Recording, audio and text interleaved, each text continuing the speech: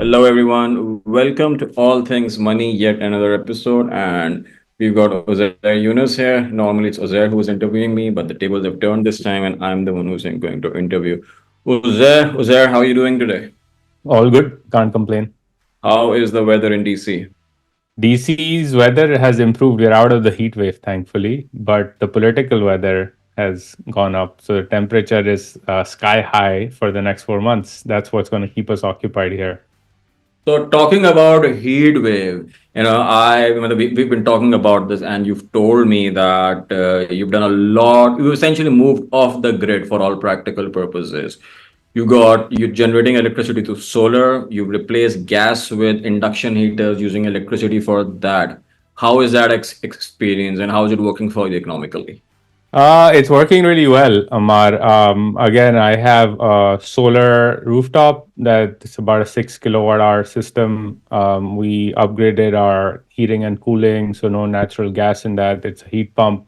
And then it's an induction stove, so no natural gas in the stove. Those are the big things, right, in any household that you use fossil fuel or electricity for. The experience has been great. My annual or my monthly bill in peak summer is now $20 a month, which is basically the line fee essentially to Pepco, which is the utility. We generate about 300 units excess power every month or so. So in the last 4 months, cumulatively, I've generated over 1,000 extra units that are in my credit for use in winter when heating demand goes through the roof and days are shorter. And what's been very interesting, I was looking at my bill compared to last year in peak June, for example, despite adding more electrical appliances, just because they're much more efficient, the total number of units consumed has declined by 200 units. So all in all, it's great, and the policy environment allowed me to do that. And then it's basically savings of money down the road for me and my household. So that is what I essentially wanted to touch upon efficiency and utilization of energy. So basically, in Pakistan, the problem here is you don't have gas. Even if you do have gas, it's being supplied at a very subsidized rate. So, for example, gas that you buy from Qatar or someone else, it's maybe like priced at around $13 per MMBTU, but the gas that actually comes in your stove, it's around $2 per MMBTU. So that's a $10 or $11 differential that is covered by someone else. So there is some kind of a cross subsidy mechanism there. And that's grossly inefficient both fiscally and in terms of energy use, because stovetop gas utilization is the most inefficient way of using gas. One way that we can solve this problem is essentially transition towards more electric appliances, more electric based infrastructure, because again, we've got a lot of power, we're surplus in power. Yes, there are transmission and distribution issues here, but we're still surplus in power. So, a movement where we move from natural gas to electricity, a transition for that is, I feel, going to be really, really big, let's say, impact on overall household economics. Yes, there will be slight higher capex required in terms of buying new equipment, but once you start using electricity, your overall cost is going to go down because of efficiency. And more importantly, since we're not actually paying the true price of gas at a household level, overall system inefficiencies will also go down. What do you think about this? No, I fully agree. And I would add, like, this was the logic here, right? I mean, the Joe Biden administration made this argument to the American people saying that this kind of infrastructure spending is not only good economics for the household, but it's good for the American economy because it also, like, I'll add to your point, it generates jobs, right? So, for example, when we decided to install solar, and upgrade our appliances, well, obviously these appliances lead to more manufacturing, part of which occurs in the United States. So there's jobs related to that. There's you need an electrician, you need contractors, you need people to come and install all of these things. All of those things create local jobs for local businesses, right? That have to do this work.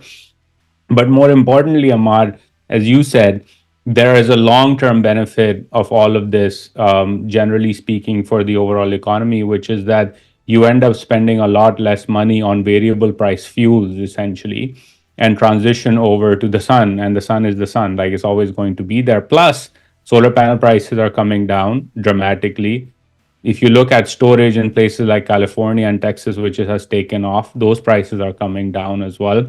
So, all in all, not only is this a much more efficient use of energy, but it saves households a lot of pain, especially in winter here in the United States. For example, when the winter cold snap comes in, you end up paying $200, $300, $400 just for natural gas heating in your home, just to burn your furnace. And that is something you can't predict, right? Because if there's a cold snap and prices have gone through the roof, well, you got to pay what you got to pay to heat your home. You're not going to like ration your gas as a result of that. So I think all in all, it makes sense even in Pakistan, where again, you know this better than I do in terms of how much is unaccounted for gas in the Pakistan natural gas system. There is debt related to that. But as you said, there's capex involved. But I think that capex solve problem is also solvable primarily because the capex will be done at the household level. The policy environment can use interesting tools, and we can talk about what some of those tools are to incentivize people to spend that money. But I don't think it's a big outlay for the government in and of itself to spend that money in any case. I think I really love the tagline of just transitioning towards the sun, and what this really requires essentially is an enabling policy framework rather than any capex from the government, because that's essentially household capex which you can support through various interventions, whether that's subsidized loans, whether easy access to finance, so on and so forth, and making distribution much easier. And as you said earlier, that can actually spur some kind of industrial revolution as well. So this just makes a lot of sense. Coming to capex, coming to the point, government expenditure and large projects. You and I are both aware the whole issue regarding a lot of capex, a lot of infrastructure being developed over the last 7 to 10 years, power plants, motorways, etc. A lot of that was done essentially through Chinese capital, a mix of both equity and debt. If you go back in history, maybe if you go back to the 70s or the 60s or even early 80s, a lot of infrastructure in Pakistan has essentially been financed by USA, Tarbila, Mangla, a lot of other infrastructure as well. A lot of universities in Pakistan were essentially bankrolled by USAID through various programs.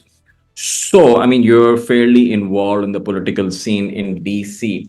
What do you think about potential of any such program in the future, not just for Pakistan, but for other emerging markets as well, where basically the US double downs on infrastructure development and essentially acts as a strong, let's say, competitor for the Chinese BRI program?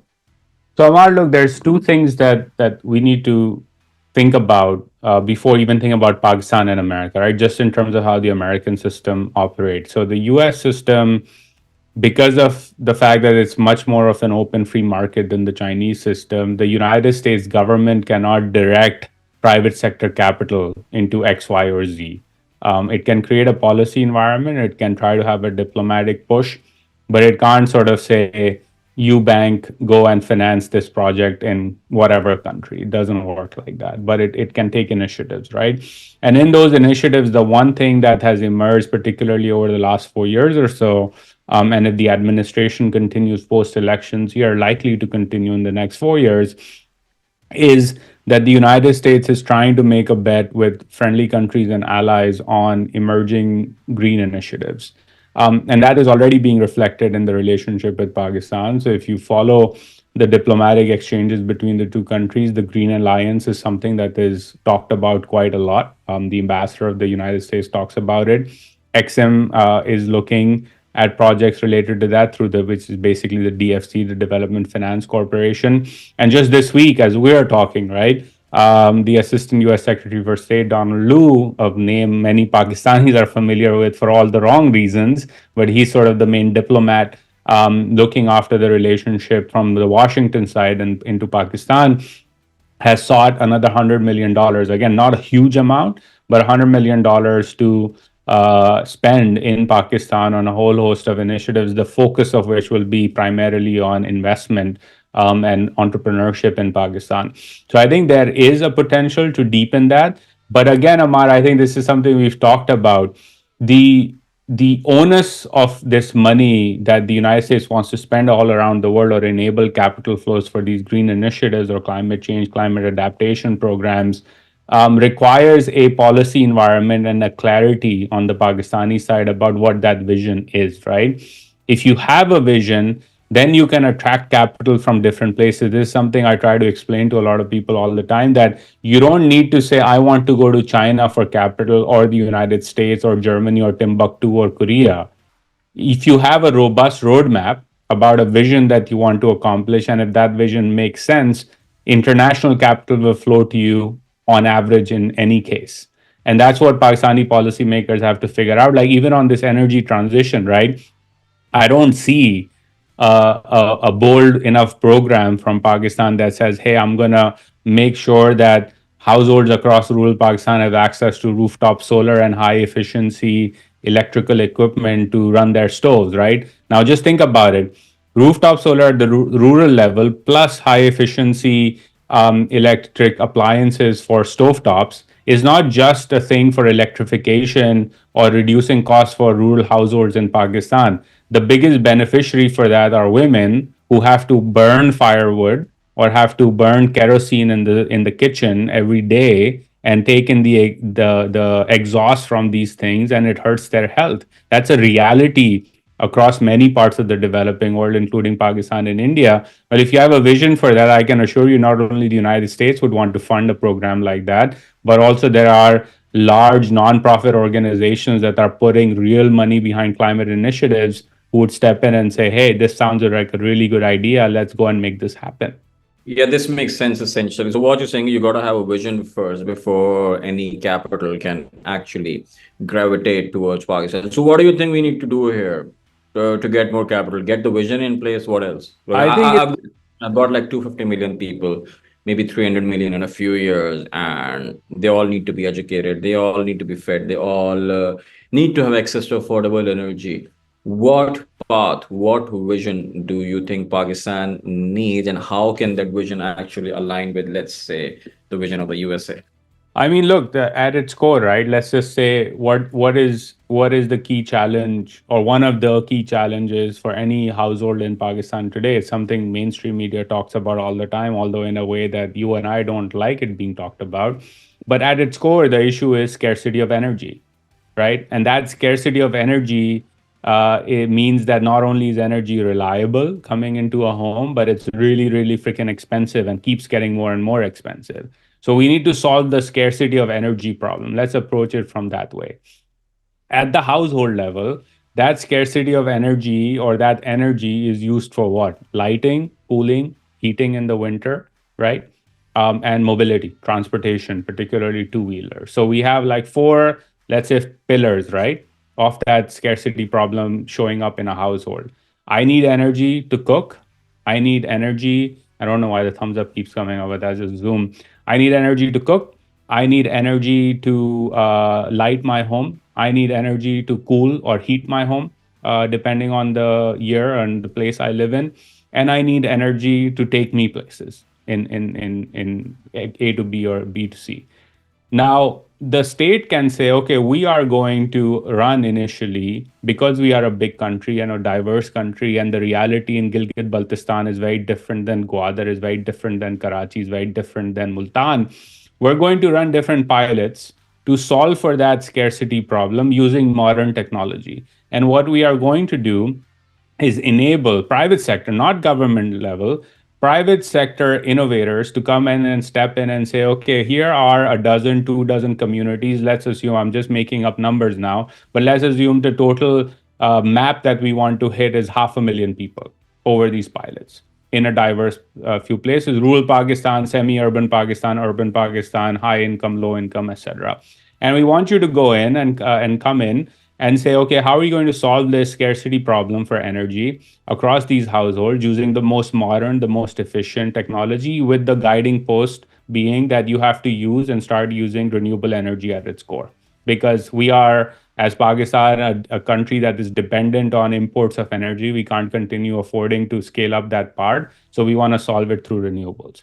And you come in and let the private sector innovate, and you see what works. And the government says, I'm going to enable you to initially get the grant funding from the state that makes you bankable. Now, you know this space better than I do in terms of how bankability works. But if there is a guaranteed demand, which is the government is creating here for through the pilot program, and then if the government says, I'm going to initially make you bankable by giving you the initial capital injection to get going, well, all of a sudden you are bankable. Whether you're banked by a domestic capital provider or an international capital provider doesn't matter, but you can open that up. And then you can go to USAID or DFC or whatever else or other agencies around Europe and China even and say, okay, can you help enable this? The learnings from that will help you get to the next scale up in terms of what works, what doesn't, what failed, which entrepreneurs were the best. And all of a sudden, let's say you have about 2 dozen initial pilots happening in the country with a dozen or so companies trying to make this thing work. 6 of them will fail, 8 of them will fail, but 2 or 3 of them will go to the next level, and they will be the ones that now have a business case. So the government is out of the way. It doesn't need to do anything after that point in time beyond just maintain that enabling policy environment. And you have 3 amazing companies or 4 amazing companies that can solve the scarcity of energy problem for you, right? This is how So Tesla was now born, by the way. I'm just going to intervene here and add a bit of political economy to the question as well. Do you think the government wants to stay out of business here? That is a very fundamental qualifier that you gave, that the government needs to get out of the way. What I mean, you and I both have been following, and we know that the most reluctant participant to ever get out of the way is essentially the government. What do you think? You've got experience working in a lot of Asian market, a lot of East Asian markets. What do you think needs to be done? I mean, I know this cannot be done overnight. It's a transitional period. What do you think needs to be done for the government to actually get out of the way? Well, look, Ammar, in this instance, right, like ultimately in a country like Pakistan, or even let's say take India for that matter, right, the decision for the government to get out of the way over legacy infrastructure, legacy projects, or legacy sectors is very hard to pull off. Privatization doesn't happen, there are vested interests, blah, blah, blah.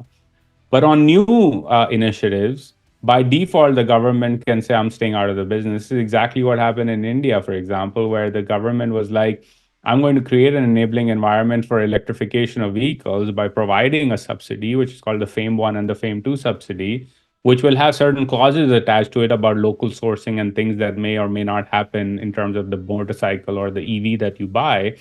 But beyond that, I'm not going to do anything else. How does that happen? That is a very simple thing, because at the very top of government level, the prime minister's office, right, decides, and the cabinet decides, we're not going to be in business anymore. It's hard for me to get out of old business, but I'm not going to enter a new business, right? So I think in this instance, it's easier, not easy, for the government, Shehbaz Sharif in this instance, and his cabinet, particularly the finance minister, to say, we will fund new things that allow the private sector to do the new things that are needed in this country, but we're going to finance it to make it bankable. And beyond that, we're not going to do anything. I think that's it. That's all you need. All right. So essentially, what we're saying is, okay, fine, there's a lot of issues with getting out of legacy, but once you stop entering into new areas, eventually the legacies just wipes out. The whole pipeline effectively dries up. Correct. Exactly. Makes sense. Makes sense. So, Uzair, if you've done a lot of work on tech advocacy, a lot of work on electric vehicles. And I know you personally worked on a lot of electric vehicles in East Asia and South Asian, other South Asian markets. What do you think needs to be done here in Pakistan? We've got a fairly virgin, untapped market here. We've discussed we've got like 30 million two-wheelers out there. I mean, that's the biggest number. Consumer got $5 billion of fuel. You got surplus power. All the right, the demand is there, the supply is there. What needs to be done now? I think a few things can happen, right? And again, that's where the government doesn't enter the business, where the government tweaks the policy environment to send the right signal to the market. What is the biggest issue right now between, let's say, a two-wheeler 70cc motorcycle running on a combustion engine versus a similar comparable electric vehicle product? It's the fact that the latter is more expensive on a capex basis. Total lifetime expenses, if you take in fuel cost, EV wins, right? We already have the data for that in India, in Thailand, and other parts of the world. The problem is, well, if you're going to buy a motorcycle, you're going to be like, hey, ye wali 70 ki, 70cc is this price, and the other one is 30% or 40% premium. So the policy environment has to be, well, how do I bridge that gap, right? Not fully. I don't need to do that fully, because the consumer is smart enough to sort of know, well, if it's within 15, 20%, he can do the math or she can do the math and figure out that, okay, for over 5 years, 7 years, this is a no-brainer. I'm willing to spend that premium. So the government can say, look, we're going to intervene in the fact that a certain class of vehicles will carry a certain price tag.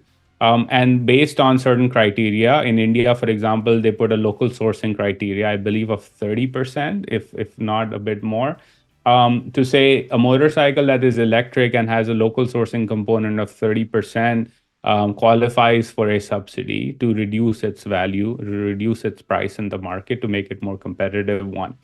Two, the policy environment can do two things. It can say, we are going to phase out registration of new ICE vehicles over time, or we are going to charge you a higher registration fee for a registration of an ICE vehicle and free or low registration fee for an EV, right? Again, it helps skew the economics in the direction of the EV. So you can do that.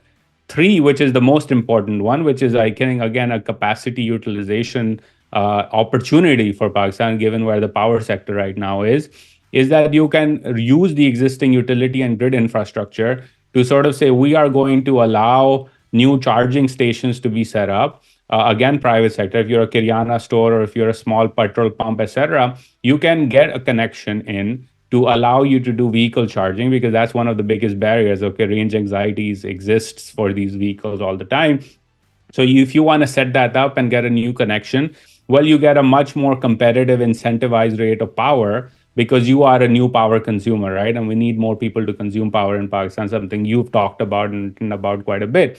So all of a sudden, I'm solving for the problem on the CapEx side, and I'm also solving for the charging infrastructure anxiety side, and letting the private sector then use that incentive as a signal and say, okay, this is worth me investing. And I'll give you the example. This is something we all lived through. We grew up in this world where Pakistani government, wrong policy, followed a policy under the Musharraf era of subsidizing natural gas for cars, and a whole range of CNG stations popped up, and people started converting their cars into CNG stations, to which I even remember Land Cruisers being converted to CNG back in the day, right? It was a terrible policy choice, but the point here is, when the government gave the right economic incentive to the market, in this case CNG, people converted and a whole industry of CNG pumps came up, right? You can follow that same model, but for a better policy outcome, which is electrify your fleet.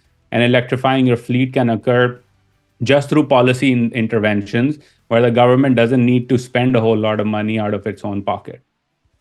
Yeah. So what I've talked about in the last 35 minutes, we essentially talked about improving efficiency and effectively improving productivity in the process. Again, I always say that we do not have a capital problem. There's sufficient capital sloshing around with sufficient resources. We just need to use them efficiently. We just have to provide the right set of incentives for both the demand and supply side to essentially create a market. And once you've created a market, you essentially take a step back and maybe just focus on Yeah. creating another One market. quick point that I'll make there, right? I mean, again, just as a case in point of something we've seen in our lives, Pakistan followed a similar strategy for rollout of rickshaws back in the day, where if you wanted to buy a rickshaw and it was a CNG rickshaw, there was like a price tag associated to it, and it was encouraged by the government, again, because natural gas was at home and it was cheaper and there was an oil price shock going through the system. So people just bought a whole ton of CNG rickshaws all across Karachi, Lahore, and other parts of the country. Well, you can follow the similar logic here to say, well, the old rickshaw fleet is very old. It's terrible. It's noisy. It induces emissions in our cities, which makes life terrible. All these people need a living and they need an upgrade in the capital machinery, in this case, a rickshaw that earns them, helps them earn a living. Well, let's have them upgrade the fleet, right? And the government doesn't need to upgrade the fleet by buying every single rickshaw. The government can just send a signal saying, you will phase this out and you will get certain incentives to make these electric rickshaws in Pakistan. And if you do that, we're just going to enable the policy environment to make you pull it off. And then it's up to the private sector to make the rickshaw and sell it and make the guy bankable on the other side. Yeah, that makes absolute sense. One final thing, I know you're writing a book, and I'm supposed to read up on that as well, which I Yeah, you're haven't. my real time editor. I know. So yeah. So, but one thing that we've always discussed is essentially how food inflation if has a real-time impact on your minimum wage. Can you just explain to our viewers what we're really talking about here? Yeah, look, this is, I think people miss in the broader inflation debate in Pakistan this point that yes, there is a lot of inflation, and there, as a result of that, the poor demand higher minimum wages, which is leads to pressure on the government to raise the minimum wage every budget. But why is that happening? That pressure exists because, for example, right now, packaged milk in Pakistan is more expensive than Dubai and Paris, right? It's a food inflation problem. It's because tomatoes sometimes go up to 400 rupees a kilo. That's why it's a problem. It's because we import a significant chunk, or I think almost all of the lentils in Pakistan, the dal fry example that you and I often quote on mainstream media, right? So if you want to industrialize, and if you want to have maintain competitive labor costs as part of industrialization, because the initial wave of industrialization for exports will be base value addition, which is labor intensive in nature, you want to make sure that your labor costs remain predictable and in check. Well, how do you do that? The average daily worker in Pakistan doesn't need like air conditioning, or doesn't need spending power to buy a new leather bag from Dolman Mall, right? He or she needs to make sure that there's enough bread on the table in the morning and in the evening, and enough food on the table for their kids and for their loved ones. So if we solve the agricultural problem and make the agriculture market much more stable and predictable, where domestic output is used to feed your population, well, all of a sudden you solve the food inflation problem, out of which you solve the wage inflation problem. So yeah, I just wrote an article a few days back on this as well. Essentially, for the lowest three quintiles of the population, more than 50% of your household budget effectively went to food. And if we look at, let's say, if let's say for the expenditure on food over the last 5 years, if we just increase it by food inflation, 70% of any household's budget would essentially be food. So what we've really done is, this is what's happening. So households have to make a trade-off now, whether they're supposed to send their children to school, or whether they'll spend the same amount of money on food. And this is where the whole debate, I mean, if the whole question of subsidizing wheat and setting floor prices is essentially providing affordable food, then we clearly the policy has been failing at this point, when 70% of household budget just goes to food. What needs to be done? I mean, we know agricultural experts, but hundreds of countries in the world have essentially fixed this problem. As you said, we need more predictable markets. We need more stability in prices more than anything else. And only then households can be, let's say, can avoid any food inflation shocks in the process. Thank you, Uzair, for a wonderful and short conversation. Thank you for your time. I know you've got a pretty packed day ahead. Yeah, hope to see you Thank you for soon. having me. Always good chatting, and good to be on the other side for a change. Take care. See ya. Bye. Bye.